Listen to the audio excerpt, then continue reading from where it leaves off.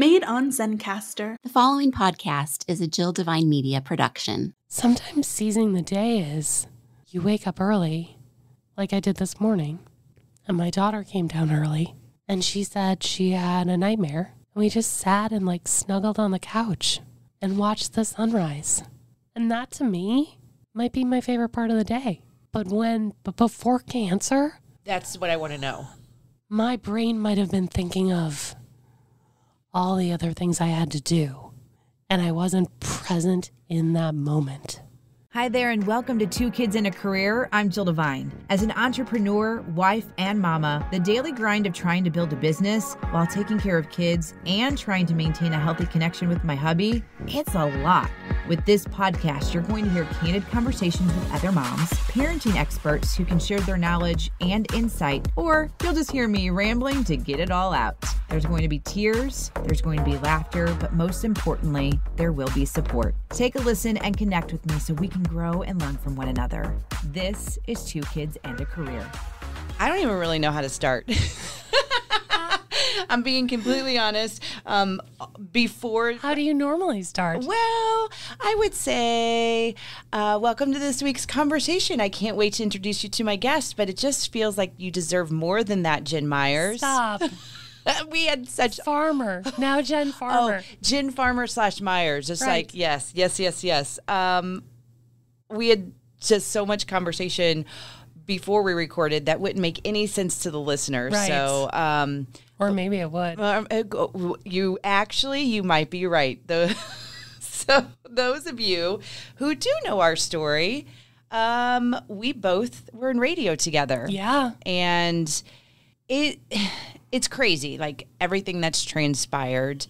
I do know those that are listening that know us from our radio days are probably like, we do want the tea, but we're not here to talk about that. Yeah. I will say, though, it's so good to feel how I'm feeling with you right now. And I'm going to try to explain it with the radio situation.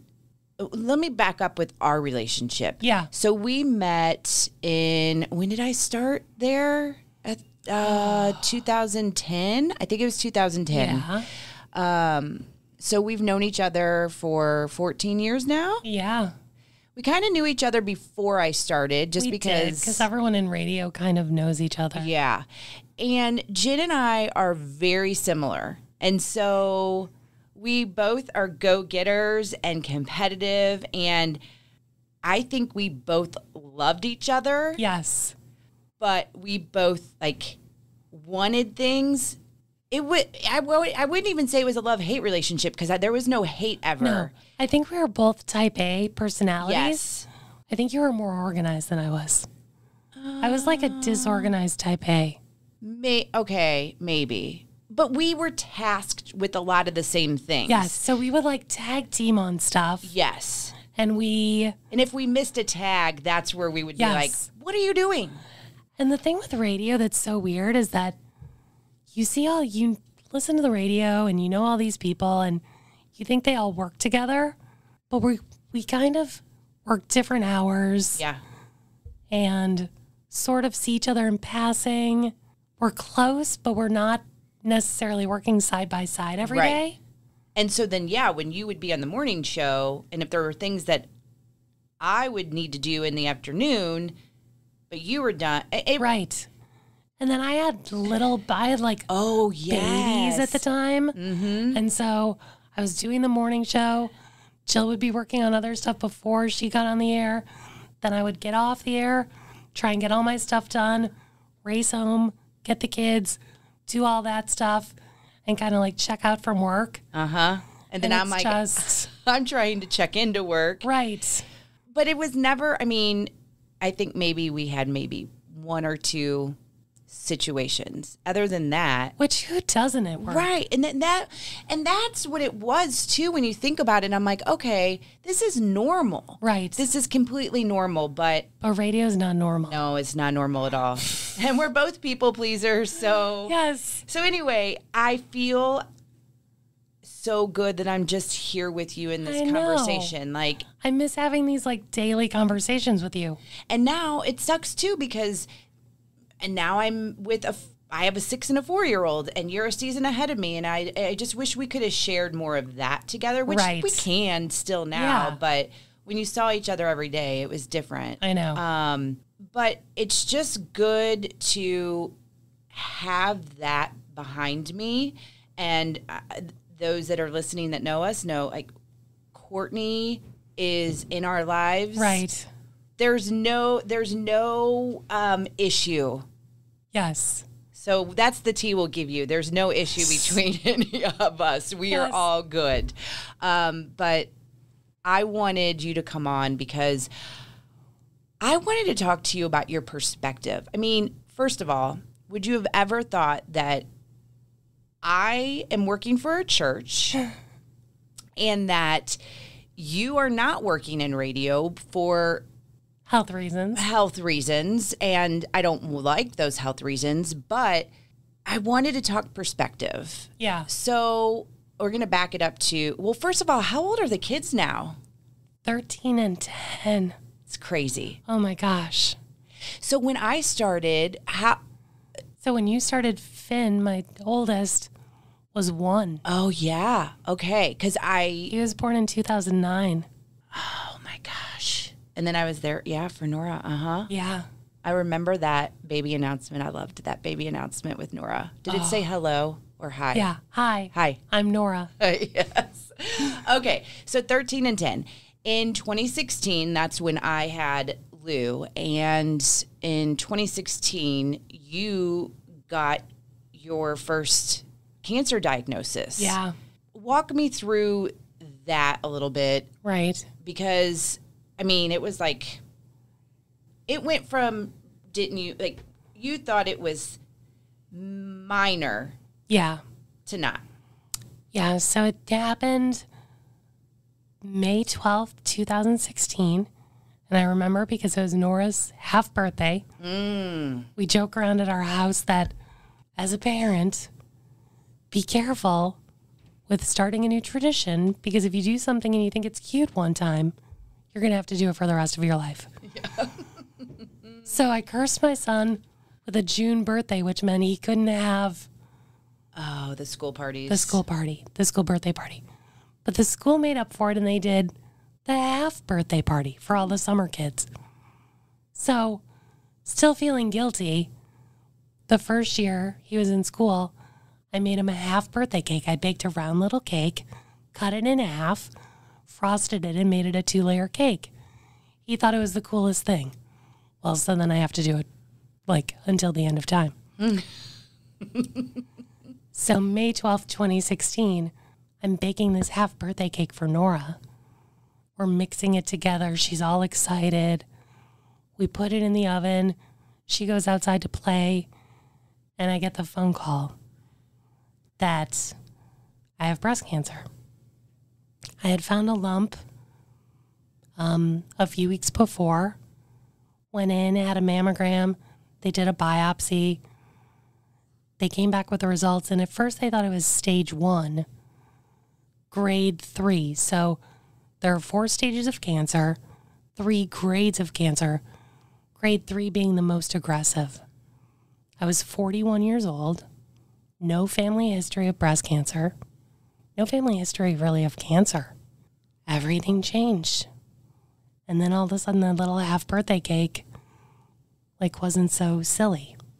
You ended up doing the double mastectomy because, wait, we didn't cover. You went in. Was the double mastectomy when you found out you had stage 4 or no? I found out I had stage 3. Stage 3. During the surgery. But I did the double mastectomy because I was like, I'm 41. Right. I'm not messing around with this. No. Take everything. Yeah, just do it. Take it all. So I came out of the surgery and they realized that it was stage 3. It had spread to my lymph nodes and my skin. Okay. Which is rare. So you do all the things. Yeah. Do they give you a clean bill of health? I can't remember. Well, yeah. Okay. Sort of. At the time I thought I went through chemo. Then in the middle of the summer, there apparently weren't clean margins in the skin. Okay. which is a tough thing to find. So right along the incision line, I had a couple spots pop up. So then I did chemo and radiation at the same time, finished everything up by like December of 2016, rang the bell, had a CT scan, and the CT scan looked clear, but they don't say you're cancer-free. They say no evidence of disease, or NED. Mm-hmm. Okay. So no evidence of disease that they can see. And then you're kind of without a net. It's like, okay, like we're going to put you on this medicine. But for so long, I've been showing up to all these appointments, and showing up like felt good. Yeah. It's like, okay, I'm actively doing something to fight this cancer. Yeah. And then when you're finished with all your treatments, it's like, okay, go back to your normal life, or your new normal, as everybody calls it. So that lasted, let's see, for a year and a half. Yeah, because I was going to say 2018, I get pregnant again. I know, I'm sorry. No. I made your maternity leaves really difficult. No. I was like, oh, no, you can't get pregnant anymore, Jill. No, I know we could laugh about it. But 2018, yes, right. I got pregnant. And then it's back. Yeah. So the cancer metastasized to my lungs. They found spots in my lungs. They found a couple of spots, and I'm laughing because now I do crazy stuff. My doctor says she's going to wrap me in bubble wrap before every CT scan because I kind of go off the deep end. They see these spots in May of 2018, and they're like, it could be nothing, but you're going to come back for a CT scan in 3 months to see. So in the back of my head, I'm like, it's nothing, it's nothing, it's nothing. But I've never been to Italy before, and that's on my list. So I booked a trip to Italy in like 60 days. Mm-hmm. I go in for the scan and the results. The spots have grown, so they assume that it's the breast cancer. And I'm like, they tell me I have to start treatment. And I said, well, that's funny because I'm supposed to be in Italy at that point. And they said, oh, you're going to Italy. We'll just start your treatment when you get back. Mm-hmm. So I did. And then for the next couple of years, I had like little spot treatments where they'd treat little individual spots on my lungs that would pop up. That's where I am kind of lost. So my radio career ended in December of 2019. Yeah. And I feel like not until the last year or so, I didn't really know what was happening. Right. And that's because of hurt, and it wasn't anything that Jen did, just so the listener knows. This is just, I needed a break. I needed a break from all kinds of stuff. Right. And if there's one thing that I can say is take your break if you need to, but don't let it go too long. I let it go too long. But you're here. That's what matters. But I lost track of what happened from 2019 to present day. A little bit, yeah. Well, and I'm trying to remember all of it too, because it all kind of blurs together. So going into January 2020, obviously we know what happened in March of 2020. Right. So was there anything in between those months that really developed or? So March of 2020, yeah, I still had spots on my lungs. Okay.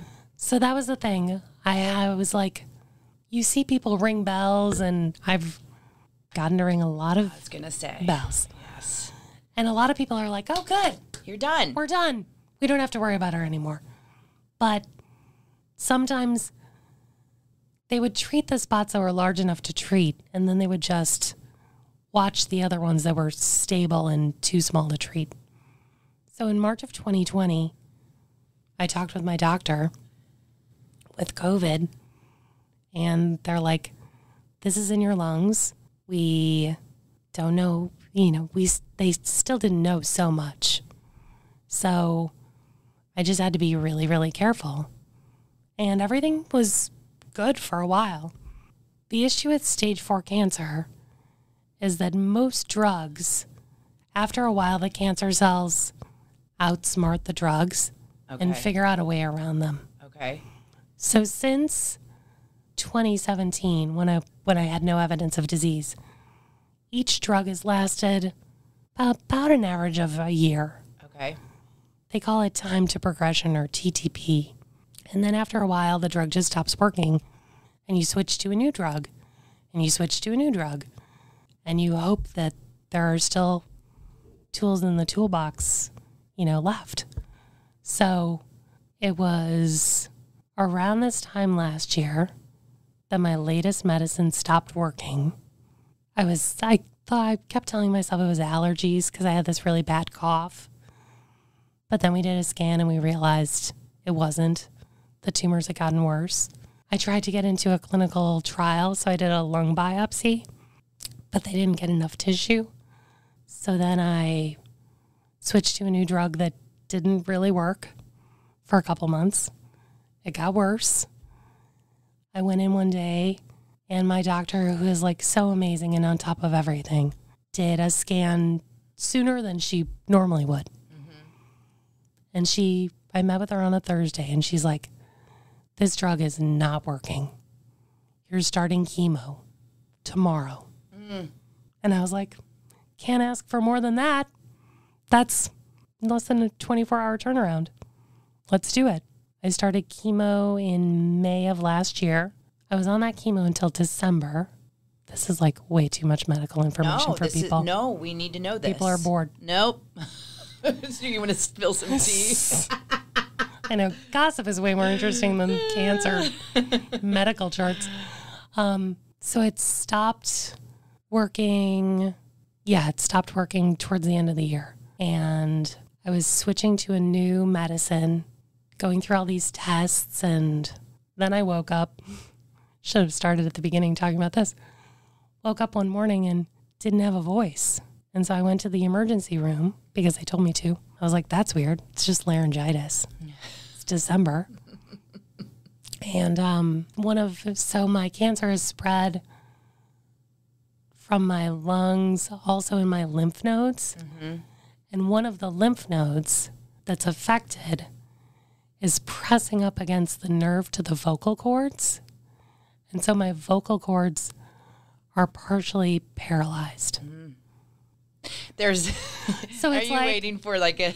the irony of it all?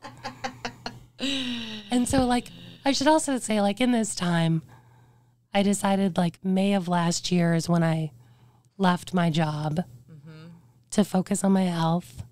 Can you imagine if I had been working and woke up one day and had no voice when my job is to be on the radio talking all day?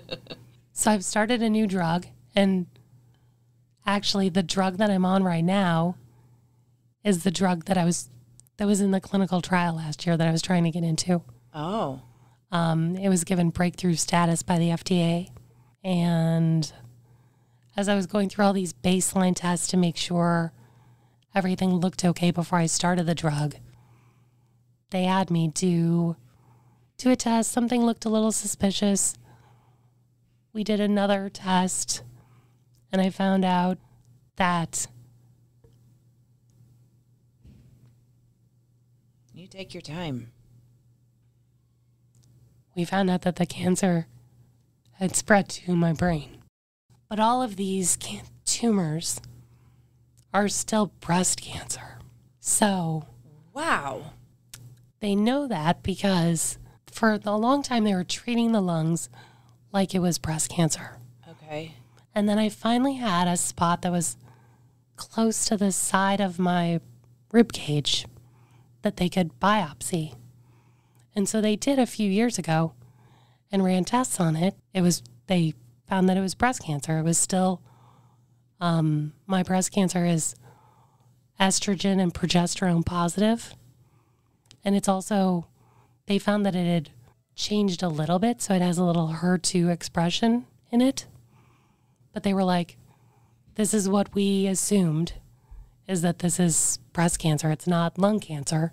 It's breast cancer that's in the lungs. Oh. And breast cancer that's in the lymph nodes. And now breast cancer that's in the brain. That's so weird. When you have tumor cells, they circulate in your blood. And so that's how cancer spreads and becomes like a greater stage if it spreads to another part of your body. Okay, so we have talked about the science. We've talked about the medical stuff. Because I know you're competitive, because it takes one to know one. Is that what's driving you? I mean, I feel defeated every time I see an update. So for me, it's easy because I know you. And I'm like, she's just competitive. She's like, nope, we're doing this. I remember very early on doing what you're not supposed to do, and that's Google anything about your cancer. Yeah. It's the number one thing I say to people. Stay off the internet. I don't care what time you wake up in the middle of the night. Don't Google it. But I did. I Googled when I first found out I was stage 3 survival rates. Mm-hmm. And I don't remember what the 5-year survival rate was at the time, but it wasn't great. If it was, say, 25%, I was like, well, somebody has to be in that 25%. Why can't it be me? So I would say it's part competitive, but 110% my kids. Can I ask about physical, Yeah. pain? Are you in pain? No. Okay. No, I mean, right now it's a little more difficult to breathe. I mean, I can still go on walks and stuff. I use an inhaler, but I'm not in pain. Okay. The radiation, so I just finished whole brain radiation, and that hurt. Whew. Radiation you don't normally feel. Over time, you just get progressively more tired, at least for breast cancer. But this whole brain radiation was something else. I know. I read your description of it, and I thought, I know how debilitating it can be to have a migraine. Oh, my gosh. And didn't you describe it 5,000 times worse? I just feel for people who have migraines and concussions, and I came home one day, and I told the kids, I was like, you're on your own. When Dad gets home, he'll feed you. There's food in the fridge. If you need something beforehand, I'm going upstairs. I went upstairs in the bedroom, turned off all the lights, and just sat and could not move my head. And I thought to myself, there are people that deal with this all the time. I don't even know. And then the chemo, that does that make you ill? And I mean, I've heard different things for different people, so it depends on which chemo. The last chemo I was fine. I wasn't really sick. This one, I have once every 3 weeks, so it's a lot stronger. Okay. So the first few days I'm on steroids, which means that I'm up at 1 o'clock in the morning, and I've done 17 loads of laundry before my whole family gets up. I'm super productive. Jill, your type A personality. I'm not trying to push steroids on you, but just imagine what I could get done. Oh my gosh. Wonder Woman. So, I'm sick for the first week. Okay. The second week, so. And then the third week, I feel like a normal human being. And get excited that I can clean my toilet and clean parts of my house. Because I have the energy too. Yeah. Okay. That's a perspective that... Right? One day I was cleaning the bathroom and I was so excited. Okay. The kids. You said it's the kids. Yeah. God, I claw for every second that I have with them. We talked before this episode via text. I will say, thank gosh, you're pushy, because Jen said, we got to do this in person if we're going to talk about death or dying. I'm like, no, I just want to talk about perspective. And then I said, no, I want to respect your health. I don't want you to be exposed to germs or anything. And I'm just so glad we're doing this in person. So thank you for pushing. But when we talked about that, you said that you don't have, well, the normal conversations in your household with your kids. And I mean, I want to respect you and your family. I want you to be comfortable with what you are comfortable with. I just keep thinking about that family that needs to know how you have these conversations. So one thing that I thought about, and I had this conversation with a couple coworkers not too long ago, is, you know, with faith and stuff, how it can be very easy to question our faith and have these faith crises and be like, what the hell, God? Like, this is what? Have you gone there? Have you had the kids go there? I mean, I know that you are a faithful person. That's where those conversations. Yeah. So many different conversations. We've been dealing with this for almost 7 years. Mm-hmm. So when we first started talking, they were 3.5 and 6, and now they're 13 and 10. So the conversations have changed. I mean, I remember talking to my son when I was first diagnosed. I think we were talking about one of the drugs, and he said, well, what if it doesn't work?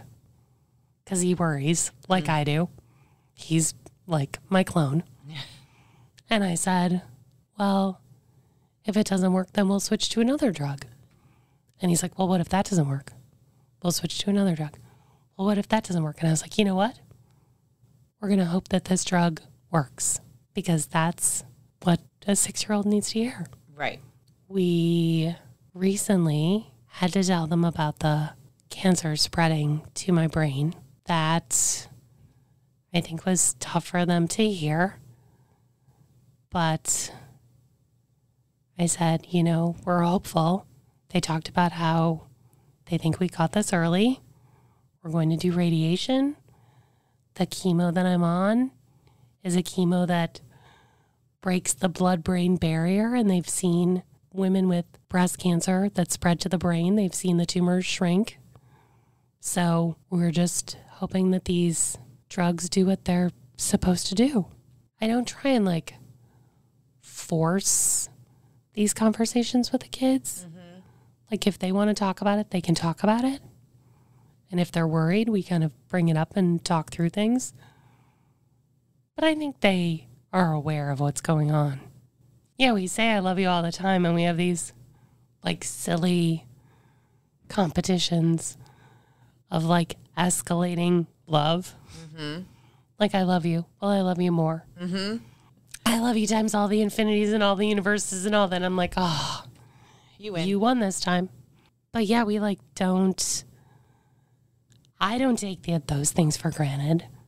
And I feel like I can't tell my kids enough every day how much I love them. And I don't know if it's because of my cancer or because that's the way we talk in our house now, but it comes back to me. So it's like a gift. What about you, though? Who are you talking to? I mean, I talk to my husband and my friends, and I've talked to my pastor. I see a therapist. I'm lucky that I go to Simon and they offer free counseling. Oh, okay. For all their patients, which is great. But I see a therapist to, talk about all the things that I can and can't control. And my pastor said something really great recently. We think of life or death, but really, I'm sorry to break it to everybody. It's not just me. You are all going to die someday. So it's life and death. We're all living it. No one's promised tomorrow. And I've seen a lot of people who didn't have cancer. Look at COVID. Mm-hmm. We saw so many people, healthy people, who didn't think they were going to die. I know people who've been in awful accidents or had sudden health emergencies who've died. So I feel like I just have the awareness or like the knowledge that I'm like walking through life realizing that every day is a gift. Like I cry when the sun rises, or I cry when I see a beautiful sunset, because it's like, God, I'm still here. But that's what sucks, because I feel like it always takes something awful for people to do that. And like, I can talk to you and I can talk to other people and I can hear that all day long. And part of it probably is like what I see, you know, like when you joke around like on Instagram, like they have it all together. Right, and, right. You know, but like, I guess it's like, oh, if I start to take a page from your book, then I never get mad at my kids. But you still get mad at your kids. Oh, yeah. And so I think that that's where it gets confusing to me. And I don't even really know how to put it into words, but it's just, I know I'm not seizing the day. I know. But maybe I am. I don't seize the day every day. There are days when I'm too tired. But sometimes seizing the day doesn't mean like, you know, our type A personalities. Jumping out of bed and doing a million things with your kids and racing to the zoo and riding a Ferris wheel. Yeah. Sometimes seizing the day is you wake up early, like I did this morning. And my daughter came down early and she said she had a nightmare. And we just sat and like snuggled on the couch and watched the sunrise. She's like, when is the sun coming up? It's like, oh, here it comes. And we just sat there and like snuggled together. And that to me is like, might be my favorite part of the day. But before cancer, That's what I want to know. my brain might have been thinking of all the other things I had to do. And I wasn't present in that moment. It's about being present. And also, yeah, there are times when I yell at my kids. And I remember one not too long ago where, like, I cherish my 10-minute drive to school with my son. My husband's always like, I can take him. I'm like, no. That's the 10 minutes I get in the car with him every day. And sometimes it's like, not even a big conversation, but it's everything to me. Especially since I worked mornings in radio for years and I was out the door before my kids were awake. Uh-huh. And one day I had lost it the night before and yelled and went upstairs. And the next morning I drove him to school and I said, I just want to tell you how sorry I am about yesterday. And he's like, it's fine. And I said, no, it's not fine. Accept my apology. Yeah. I'm sorry.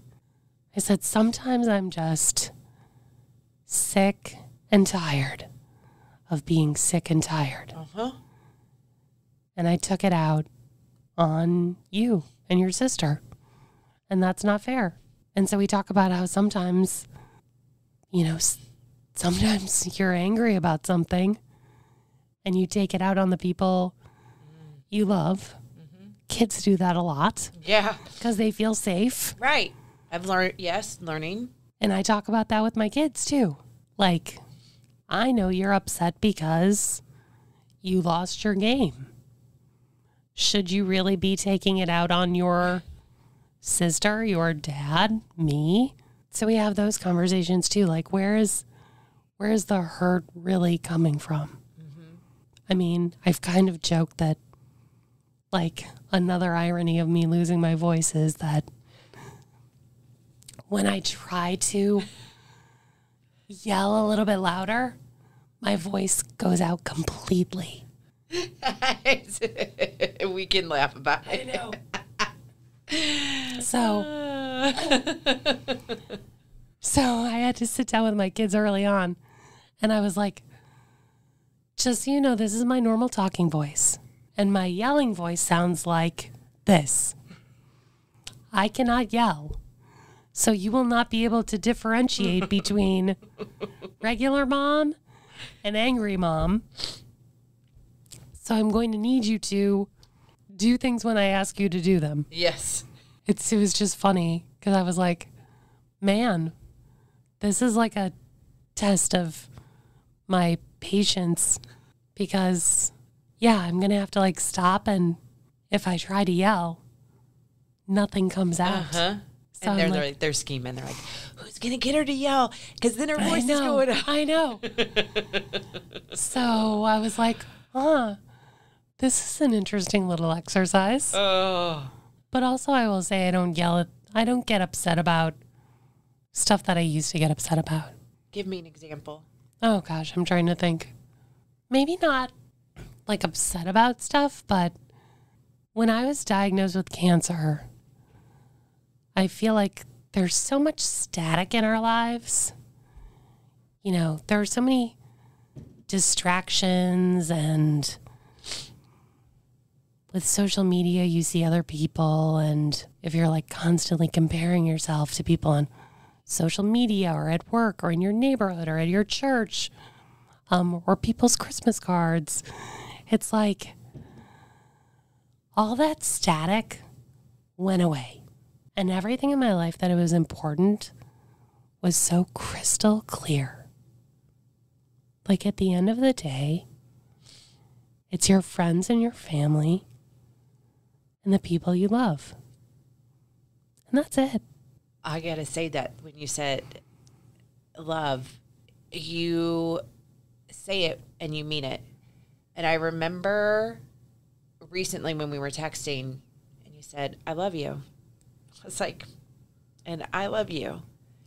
And I didn't realize how important that was until you talked about it.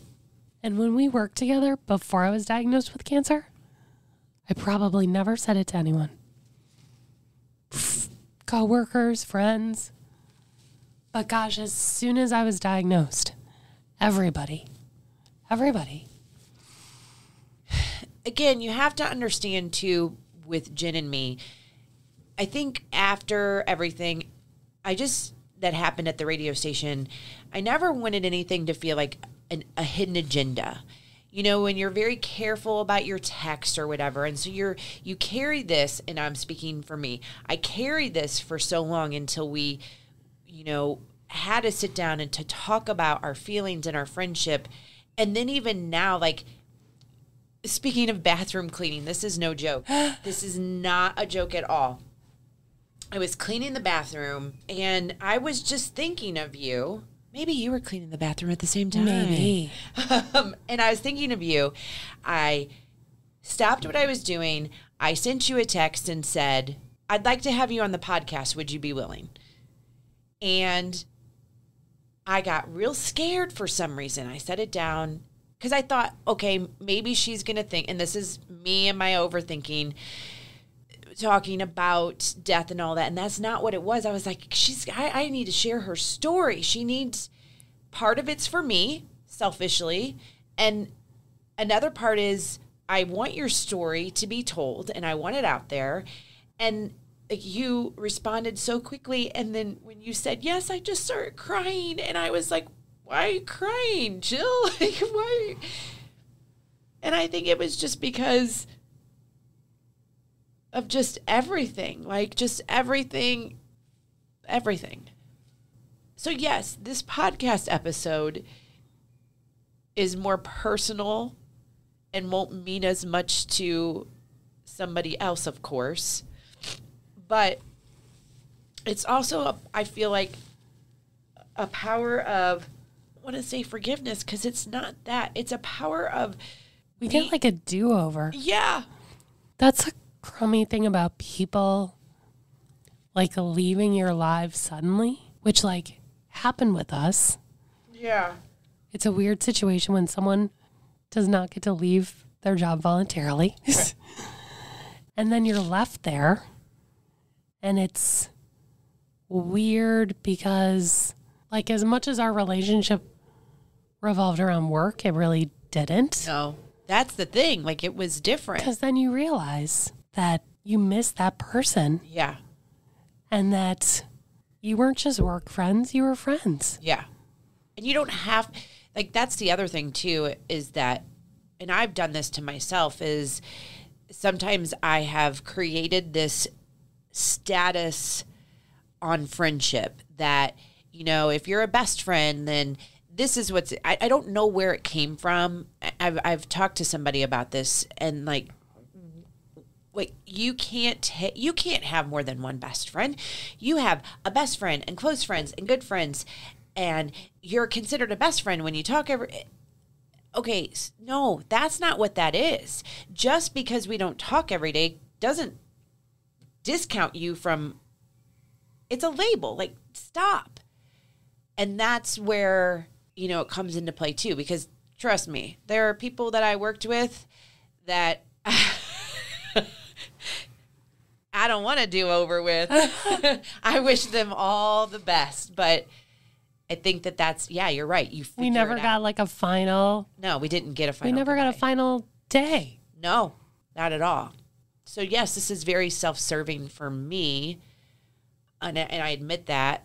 I also think too, for you and the individuals that would listen all the time who haven't gotten to hear all of your story. They know a lot of it from when you were on the radio, but I'm just so glad you're taking care of yourself now. That's my biggest thing on the outside looking in at you when you left radio. Like, I know you loved it just as much as I did.